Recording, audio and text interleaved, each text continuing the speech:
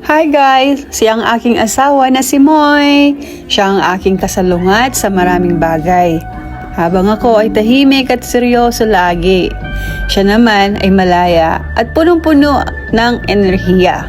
Isang tunay na matalino ang aking asawa sa maraming bagay at isa siya sa magaling na banda. Laging may tugtog sa paligid, mas gusto ang buhay na may konting gulo at saya. Pero kahit madami kaming kabaligtaran sa personalidad, doon ko rin nakita kung gaano siya kahalaga sa akin.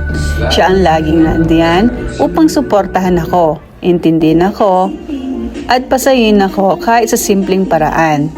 Siya ang nagpapasaya, nagpapatawa sa akin sa pinaka-random na sandali.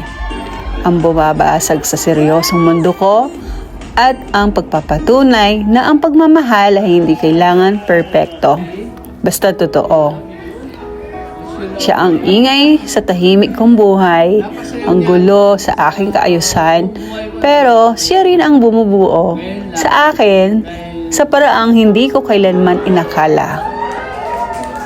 Salamat sa Diyos at binigay siya sa buhay ko at hindi ko iyon ipagpapalit sa kahit ano. Mahal na mahal ko si Moy.